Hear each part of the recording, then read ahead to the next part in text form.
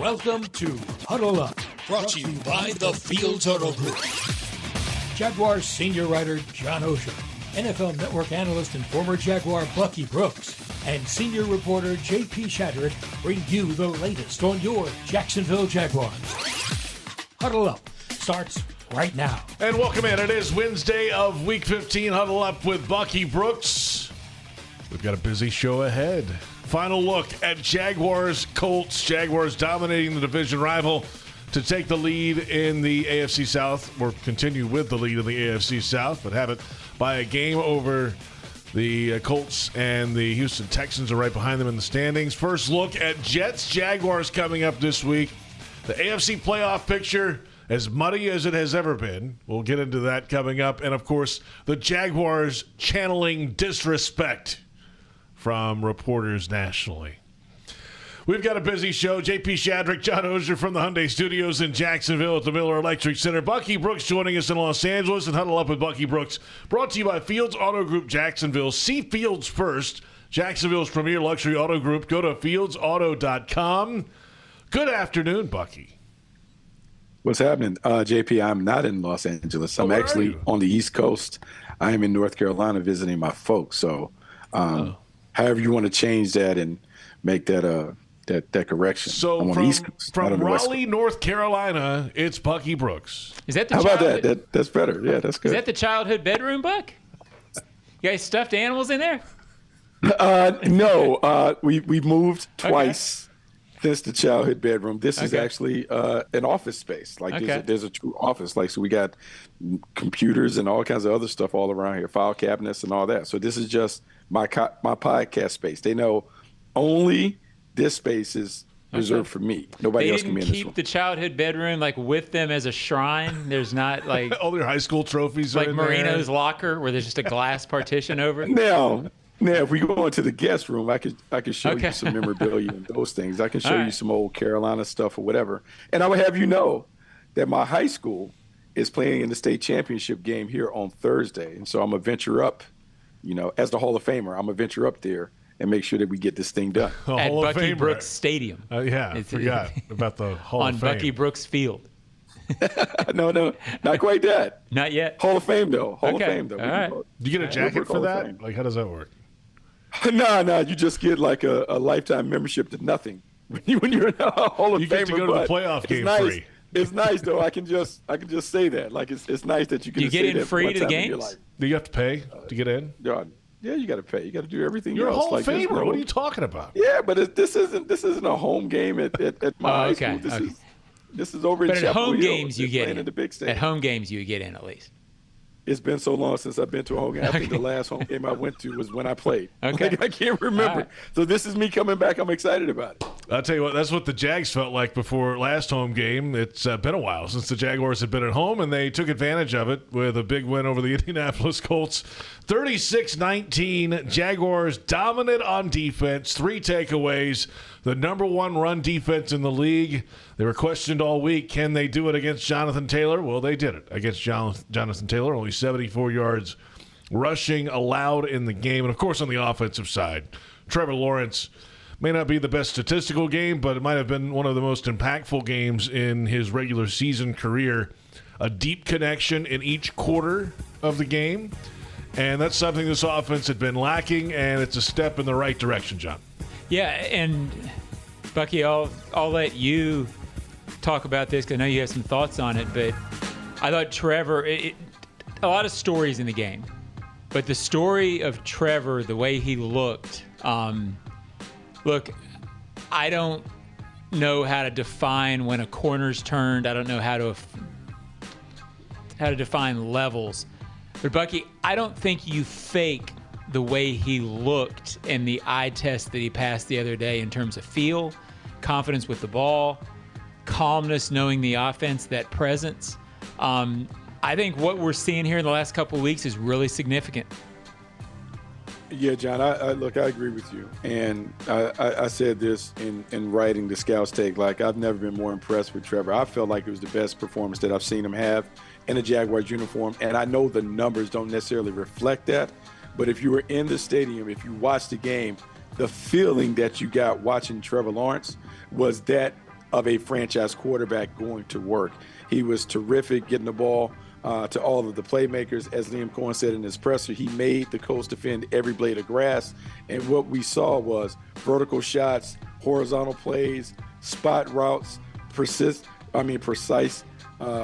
pinpoint passes, all the things that you expect to see from a big-time quarterback, we saw. And it wasn't until you really looked at the stat sheet that you're like, oh, he didn't even complete 60% of his passes and didn't have a 300-yard day. But it felt like a much bigger game than the stats reveal. Yeah, I mean, I said this, and it's not – I don't say this as a knock on Trevor, because I have always thought that he was bare minimum good, and the question was how good could he be. But there have been times where you watched him, and there were moments where you went, ooh, don't do that. Hold your breath moments. And when you watched him the other day, I think I said this on Jags Game on Monday, if you didn't know it was him, you wouldn't have known it was him in that sense. There were no, if it had been, Peyton in his prime or any great quarterback, you would have thought that's how that's supposed to look. And he hasn't always had that kind of feel to him. But the last 2 weeks, again, that presence, that calmness, the decision-making, I just don't think you fake that. And, again, he's going to throw picks. He's going to have bad games in the future. But it really does – the reason it's so significant is all the other stuff we saw the other day, we'd been seeing already. The run defense, the scrap, the ability to run, not a great running day, but to maintain control of the game with the run, all those things they've already done. When you start, placing a franchise quarterback into that equation and BTJ making plays downfield into that equation, now all of a sudden you go from what has been an efficient offense in recent weeks to maybe being a great one. It's funny you talked about efficient in terms of everything. Like what we're seeing in this league, to be a team that is a title contender, you have to have a few components. You have to have a dominant defense.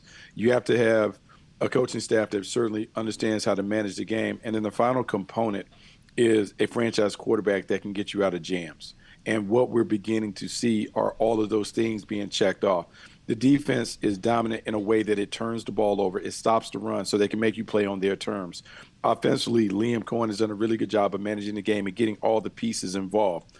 But the thing that you have to have is a quarterback that can win a shootout with those other quarterbacks. And as we look at how the playoffs are shaping up, it's going to be a who's who of quarterback play in the tournament.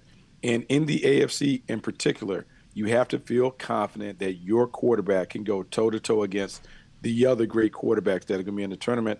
And I can feel this confidence building, not only with us on the outside, but the way his teammates are responding to 16, that they feel like they have a special one at QB1. Yeah, back-to-back games now over 100 rating. He's had a 3-game streak of 100-plus rating games back in 2022. Actually had 5 out of 6 in that stretch when the Jaguars were turning the corner into December in that playoff run that year. And even with that, quarterbacks with 9 or more wins over the last 10 seasons, he's among the bottom 4 in that time in passer rating, 83.3 in this 2025 campaign.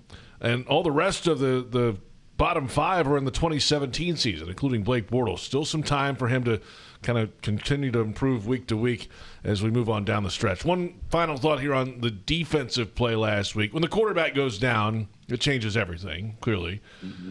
But you know what? They still did their job against the number one rushing attack, number one running back in the NFL, Jonathan Taylor. And there's a lot of positive going on in this defense right now. Well, they'd already picked Daniel Jones once. I think the game would have been closer had Daniel Jones been in. But, look, they were up 21-7. They were up 14-10. That game felt like the Jaguars were in control of it.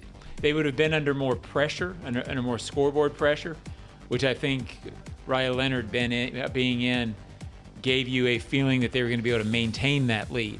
It would have been tougher, but I thought the job they did on Jonathan Taylor, it would have been easy to say, well, you You had a lead, and when you have a lead, it's easier to shut down a running back. But the Colts stuck with Jonathan Taylor. And at no point in that game, Bucky, did Jonathan Taylor and the Colts running game ever feel like it was getting traction to be the factor in the game. I would agree with you. It always felt like he was under control from the jump. And I'm going to tell you, man, this game felt like the Jags from the start. The level of dominance, the urgency, the turnover early in the game, then being able to bottle up 28 whenever he had the ball in his hands. They were running to the ball. They made a concerted effort to get 11 hands to the ball, and they knocked it out. In fact, I would say that this game was more difficult for them because of all of the unknowns about the new quarterback coming in. Riley Leonard comes in, and so you have to basically take your game plan that you practice all week, cast that to the side while trying to figure out what this new quarterback can do and how they're going to operate with that. So it kind of forced us to go back to a very vanilla script until you can figure out how to contain Riley Leonard. And some of the defensive players talked about that after the game in terms of it was just weird and awkward trying to get used to someone new. But nah, this felt like, as the young people would say, this was a BTA game, a belt to boop, boop, because I don't want to curse on the thing, but it felt like a belt to ass game. Wow, look at that. Bucky bringing the A game. He's home with his boys, so he's just bringing the language.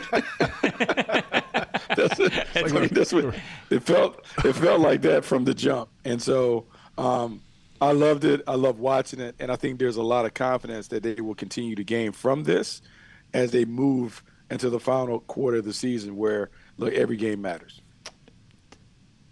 Hey, Buck, you're at home. Is your mom okay with that kind of language? I mean, is that – right.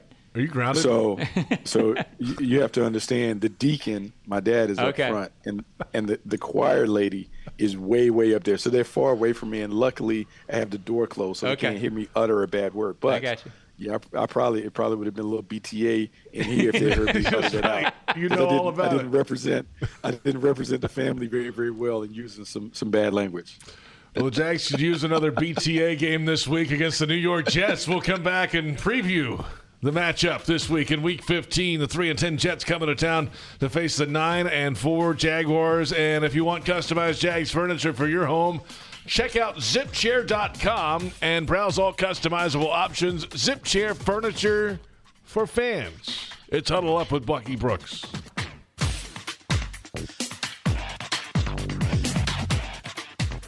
Hello, I'm Dan Fields. For over 50 years, Fields Auto Group has been America's premier family-owned luxury auto group, selling the most iconic brands in the world.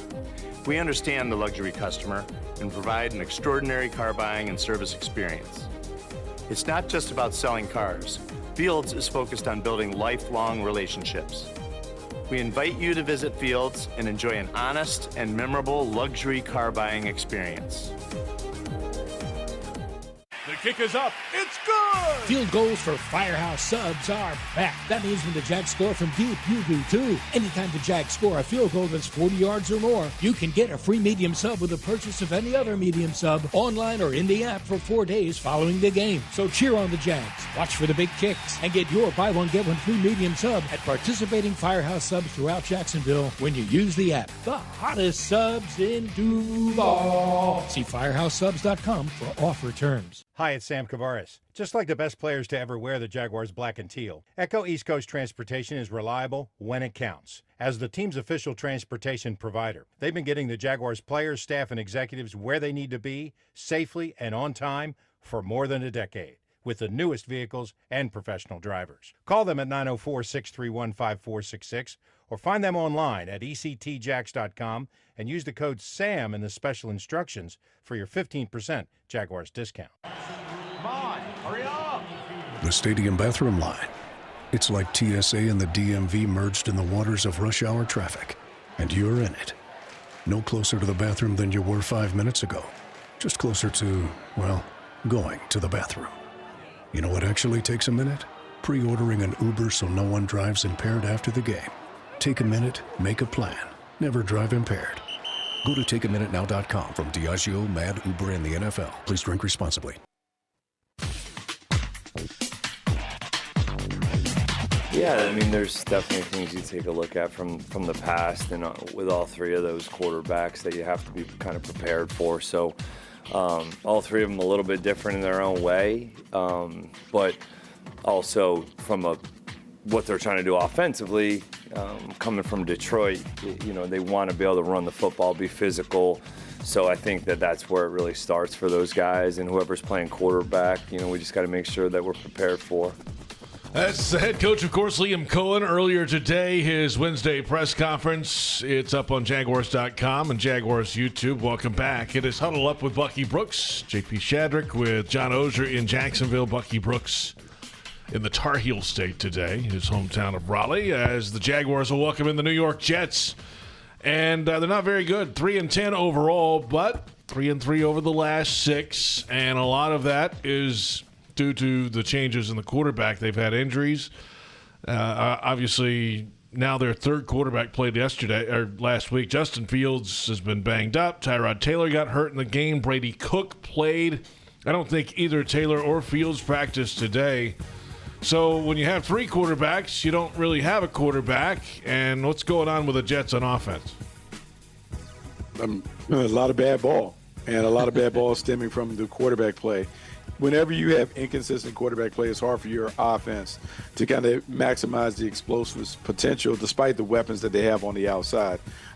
You had injuries to Justin Fields and poor play that led to his benching. Tyrod Taylor gets in there, shows flashes, but then he gets hurt, and now you're on to Brady Cook, an undrafted free agent who's trying to find his way in the league. When you have that, you're just not going to be able to utilize all the weapons at your disposal. That said, dangerous team because they do have some playmakers. Breece Hall is terrific. Garrett Wilson was a former offensive rookie of the year. They have some playmakers, but the quarterback is the issue. And if they have to play a rookie quarterback, you have to think that they're going to run the football and be very simple in the passing game. That's it. You got to shut it off. You can't let them get going, gain confidence. Yeah, there's different kinds of teams late in the season. There's the contenders. There's the teams that have basically quit on it. The Jets are not a team that's quit on it. They have a first-year head coach, which usually means you're not going to quit on it because your job is on the line in the last few games, and you want to be a part of this. And I would assume, from what I know of Aaron Glenn, Jets players are probably still rallying behind that. Without a quarterback, they're struggling. Their record kind of shows that. They've won 3 of the last 6. They've scored 27 points in 3 of those games, but they're against teams that are also struggling. They haven't really been able to haven't been able to play well against good teams, which to me means exactly what Bucky said. You make sure that those playmakers can't get big plays, so you make them dry. They're probably going to make mistakes with the young quarterback, and you want to get up on them in the first half so that all of that, schoolboy enthusiasm goes away by halftime, and you think, okay, well, we tried, but they're a better team than us. It's okay, we're going to get on the plane and go home. Don't have a couple of big plays early, Bucky, that puts you up 14-10 and have them believe at halftime they can win this, because winning's cool. All people want to do it. You want to make it hard by halftime so that they don't think they can do it. If it's cool at halftime, then you play the second half hard. Yeah, I think this Right. approach is very similar to the approach that we had versus the Titans. I think on this show we talked about it being very similar to Tiger Woods having a 3-shot lead on Sunday. Just knock down pars, do what you need to do to get the win. You don't have to extend yourself. You don't have to be over-aggressive. I think if you're the Jaguars, it's a very simple approach. Do the things that we do really well. Don't give them a chance by doing silly stuff. Avoid the pre-snap penalties and turnovers and those things. If you do those things well, they'll have a tough time generating enough points to beat you at the bank. So to me, this is a us game. Has little to do with the Jets and what they bring when they show up. And Bucky, does a defensive coordinator sort of take that approach a little more? You've talked about this style of play, eyes on the ball and then break on the ball. Do you take that even more? Hey, we have a rookie quarterback. If we make this team turn in 7-10 play drives, they're going to throw us the ball more than against do you play more that way against a young guy and just say, hey, do not let them have 60-yard plays? Yeah, I think there is something to taking a more conservative approach. And I will use last game as an example. Early in the game when Riley Leonard was in, we tried to heat them up a little bit. We brought some pressure, and we gave up some plays early and let them kind of flip the field. I think they scored field goals on back-to-back possessions with him. And then the second half, we were like, hey, let's just make them drive the length of the field. Don't get out of pocket. Make him string together a series of completions, and let's see if he can be consistent enough to do it. The approach would be similar with Brady Cook. You have to think with the Jets, they want to run the football. They're going to try and protect him by doing these simple concepts and those things. You can anticipate what those are, and you just stay disciplined, be on the details, and make this guy beat you, because over time, the odds would tell you that he's not going to be able to make enough plays over 4 quarters to beat you. It's Huddle Up with Bucky Brooks. Let's take a look now at the New York Jets defense, and they are on pace for the fewest total takeaways in a season in the NFL since at least 1941. Only 2 takeaways for the season. No interceptions this year. It would be the fewest interceptions since first tracked in 1932. The next lowest is 2 in 2018 by the 49ers. The old St. Louis Gunners in 1934 had 3 interceptions, along with the Oilers in 82 and Texans in 2020. So this is an epic pace of no takeaways for the defense. They've made trade deadline moves to get rid of some big-name players. Sauce Gardner to the Colts, Quinnen Williams to the Cowboys, of course, to acquire high draft capital for a future build. So what's left in the Jets defense? I mean, this reminds me of watching our defense last year, where we couldn't generate takeaways, and part of it is not by design, but it is by the way that you play. They are a team that likes to play a lot of man-match coverage, so they're man-to-man. Their eyes are on their work as opposed to on the quarterback. Normally, when you play that much man-to-man or man-like concepts, you're going to have more breakaways than breakups than interceptions, just because you just don't see the ball enough. Like we're talking about vision and break, where you're looking at the quarterback. They're not looking at the quarterback, so the late reactions tend to lead to deflections as opposed to interceptions. That said, if they generate pressure, if they're able to get enough people around the quarterback, they can create some turnovers. They just haven't been able to do it consistently enough. I hope they find a way to turn it around after they play us. Let them chase that record of futility. I just don't want to see them have a good game against us. Yeah. 0 interceptions through 13 games is stunning. It absolutely is. I mean, that's unbelievable. They clearly, Trevor Lawrence on the podium today, there's no doubt it's true. They clearly have had opportunities. When you have 0 through 13 games, you've had a couple of bad breaks where you just haven't been able to hold it. But, that would be, they always say every record can be broken. That record would not be broken.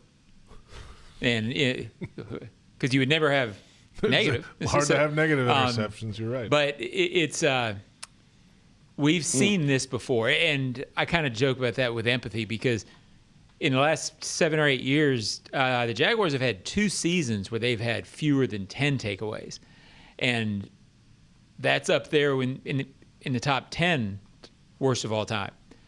Only 2 takeaways is you cross your fingers because they must be due. Right. Because that's really low. It's all time low. As my dad used to say about stuff, you almost have to work to do that. It's all time low. I mean, that's what we're dealing with here. One final thought on the Jets, and you know what, Bucky? They do have some special teams bite to them. A couple of punt return touchdowns this year for Isaiah Williams. Wangu, the kick returner, has one to the house this year. So, and the guys were talking about it today, Liam Cohen especially. Hey, this is a special team. That's one of the things, John, that, you know what, hey, things aren't going well, whatever, and then they can have a spark in a heartbeat with a punt return. You don't let him get out. No, don't let him get out. And these are the things that you talk about when you're facing a team, because let's be honest, Liam has to stand in front of the team and talk about this team has only won 3 games, but do not sleep on them. And the way that they can beat us is if we give them opportunities, a big return, a block punt, something on the third phase that gets them jacked up, that gives them easy points. Then we mess around and turn it over on offense. And before you know it, you're now in a fourth quarter battle that you have to figure out how to win it in the end. Because of that, you want to make sure that everyone's antenna is up, their focus is ready during the practice week so they can take care of this team. Special teams are going to be a big part of it. You got to think with the Jets coming in with a rookie quarterback, they're going to have some tricks and some funny stuff on the docket, whether it's a surprise onside, where you can't really surprise onside like you used to, but whether it's a fake punt, whether it's a trick play on a return or something like that, you have to anticipate that this team is going to try and do some gimmicky, gadgety stuff to try and create some opportunities for them to score. Some YOLO moments, you're saying. Yeah. I guess. Yes. Yeah. Yes. Why not? Yeah. They're 3-10. I'm not sure you used that right, Buck. Did I not? You only live once, Okay. right? Might as well use it. I don't know. Just let Bucky handle. Forgot whose show this is. Just Sorry. let Bucky handle the new catchphrases around here. All right, fellow kids, we'll be back in just a moment with more on this Jaguars defense and what they've done well. And, of course, the Jets-Jaguars game is presented by Geico. It feels good to Geico. And this is Huddle Up with Bucky Brooks.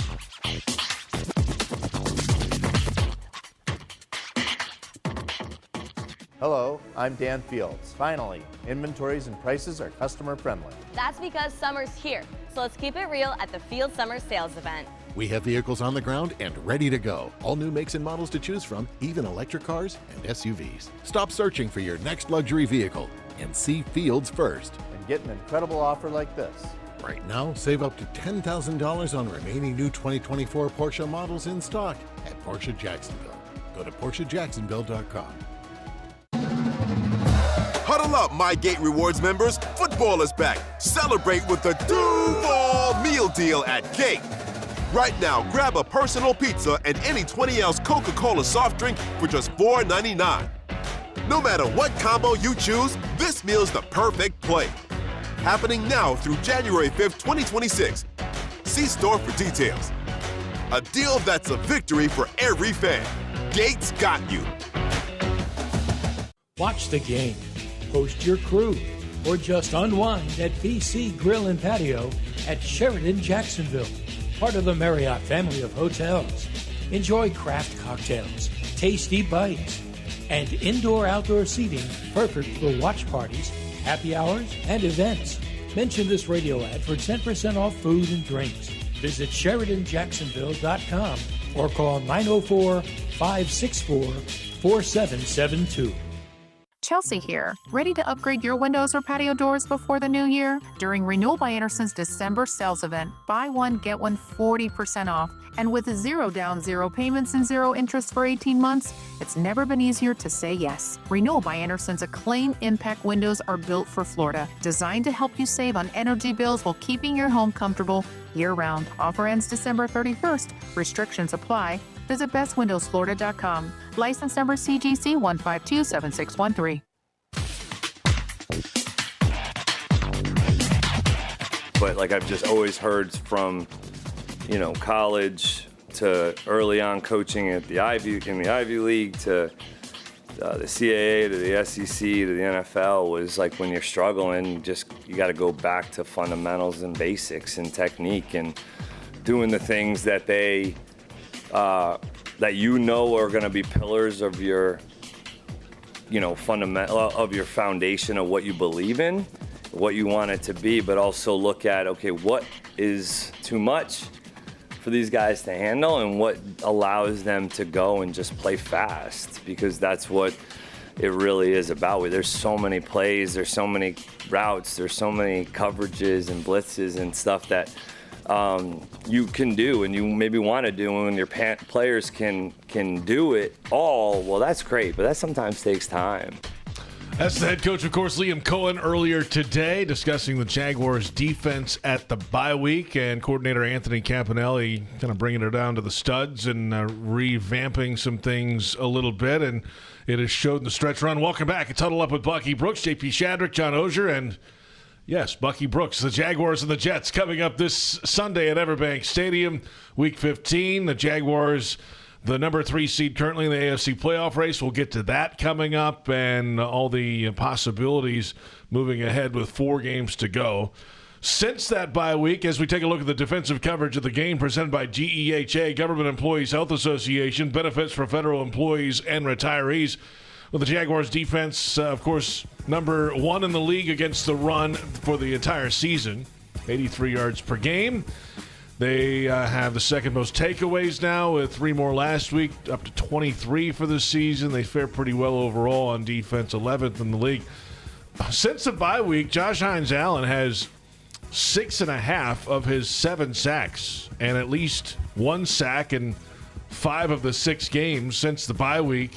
That's just one example of a lot of things that have changed for this defense. What stands out the most to you, Bucky, since the bye? Just exactly what Liam Cohen has talked about since the bye, being able to dig down deep, simplify everything so the guys can play fast. It is very clear that they're playing faster. There's a better understanding of what they're being asked to do, and we've seen more plays from that unit as a result.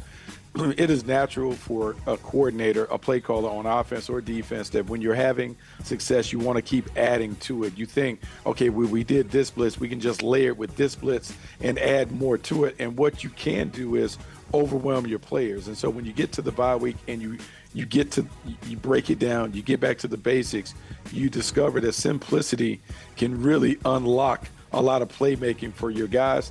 We had to do it out of necessity because there was a stretch that we were playing with so many young guys in the secondary.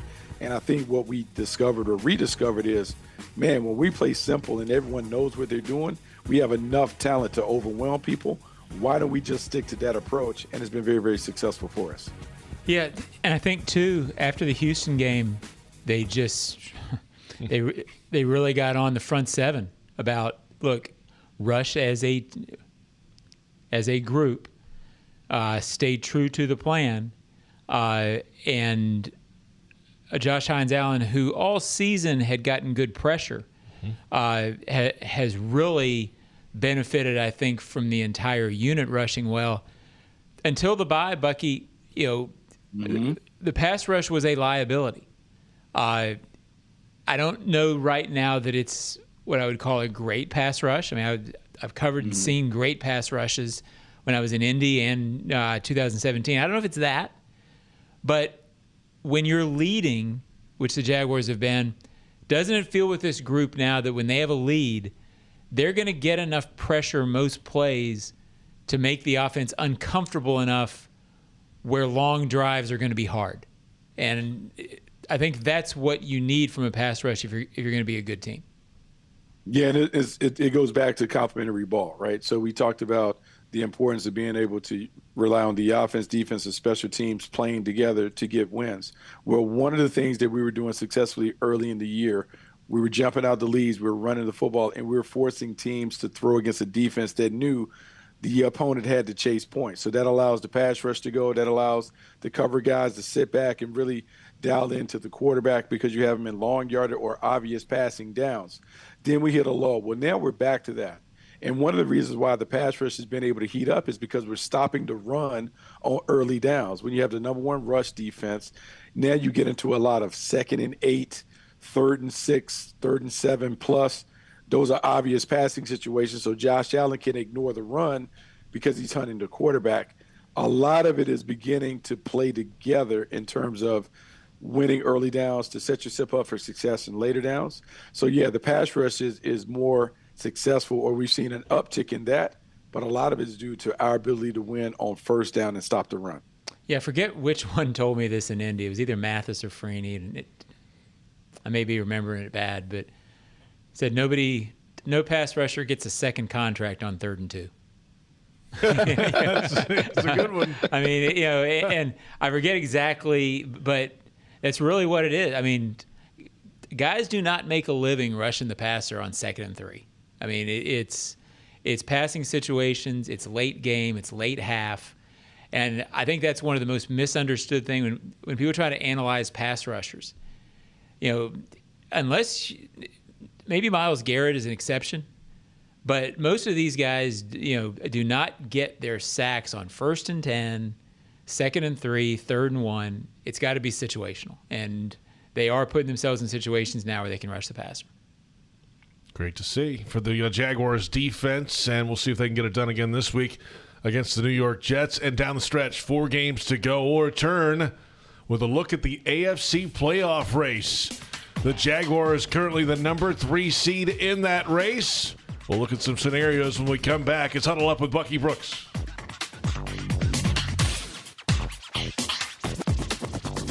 Hello, I'm Dan Fields. Finally, inventories and prices are customer friendly. That's because summer's here. So let's keep it real at the Field Summer Sales Event.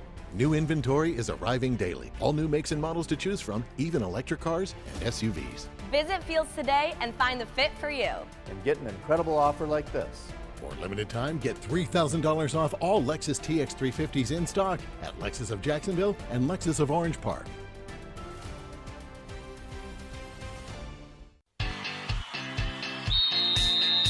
It's game time, Jaguars fans. This season, feed your fandom with the Jaguars sub from Publix, the official supermarket of your Jacksonville Jaguars. Wow! Sink your teeth into crispy chicken tenders, boar's head bacon, melted cheddar, sweet coleslaw, and smoky barbecue mayo, all stacked on a fresh white roll. Taste the hype only at Jacksonville Publix locations. Publix, where shopping is a pleasure. What's the best part about lawn care during the winter? You can give it a rest. Lawns only need watering up to once a week. Really, that's it. Using less water means you're saving time and money that you can put towards something else. Before you run your sprinklers, remember, give it a rest and only water up to once a week. For more information, visit waterlessflorida.com. Hey, fellow Floridians, it's Ben. And Brianna Smith. We are foodies who love sharing recipes online. And trying new cooking techniques on our new natural gas stove. He loves his precise temperature control on the heat. Yeah, I also love saving money and using less energy. Oh, watch that flame. So, who loves to be in control? Now earn up to a $300 cashback rebate for installing a new energy-efficient natural gas range or stovetop. To learn more, go to peoplesgas.com/rebates.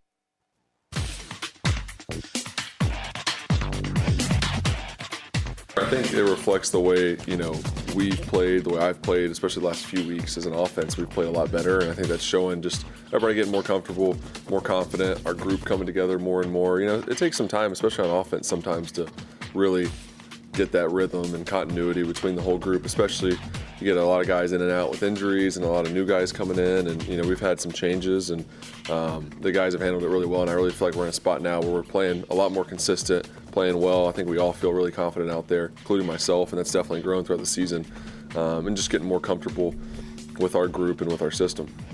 That is the quarterback, of course, Trevor Lawrence. The full press conference at Jaguars.com and Jaguars YouTube. And welcome back. Huddle Up with Bucky Brooks, brought to you by Fields Auto Group Jacksonville. See Fields first. Jacksonville's premier luxury auto group. Go to fieldsauto.com.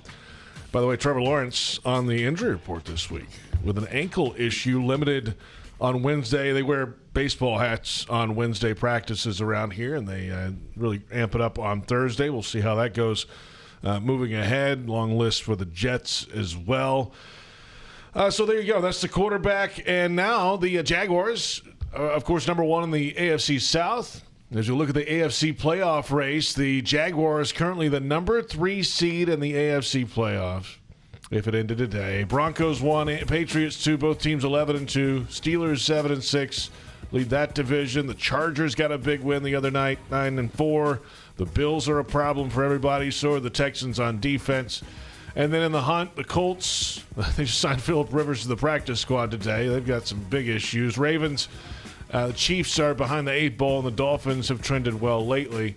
So, all right, Jets this week, and then next week the big trip out to Denver for what could be a monumental game. I think the Broncos have the Packers this week as well. So, I mean, this is obviously you got to handle your own business, John, but there's a lot still out there for this team. Yeah, you're still at the point where the best thing to do if you're the Jaguars is to close your eyes and keep playing.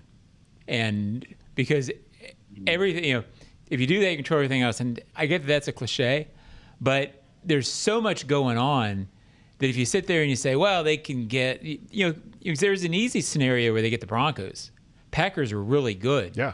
And you go beat the Broncos, now you're ahead of them. The Patriots play the Bills.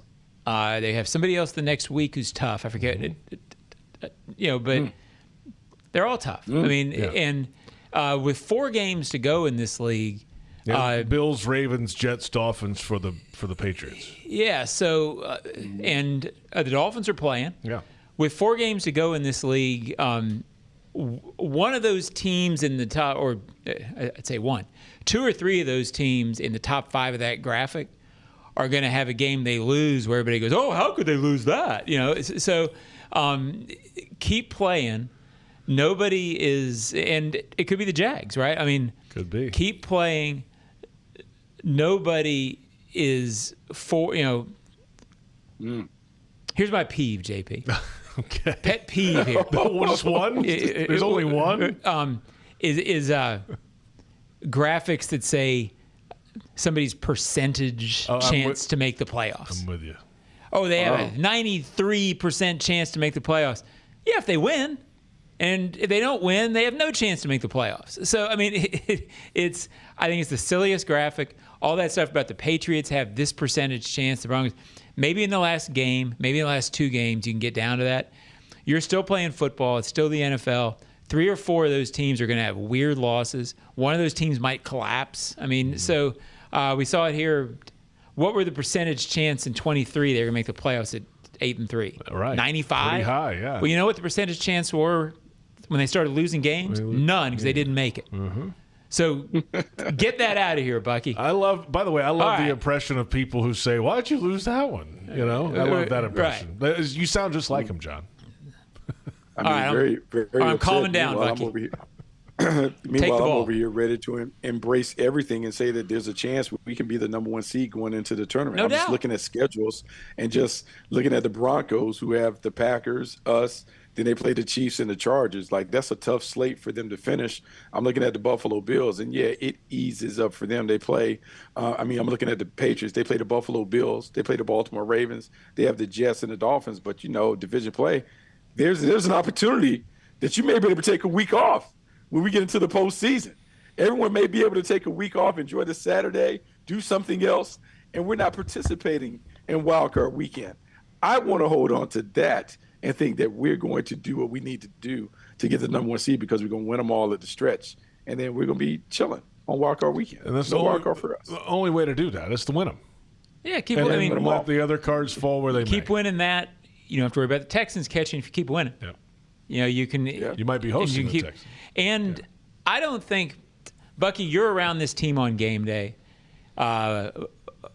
more than us, because we're in. You're in the locker room, and I'm up in my seat in the press box where I'm dry. But we're around it during the week, and you talk to people. I don't have any thought that this team is going to be anything but motivated and focused, because they haven't done anything yet. It's still new to them. They're still hungry.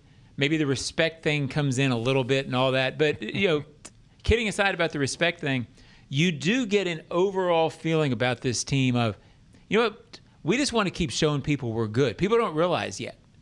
So I don't think I think it's conceivable this team could win 3 of 4 down the stretch, or possibly even 4, get to 12-5, and maybe even 13-4. I mean, I think with the way this team is focused, now all of a sudden you got guys getting healthy.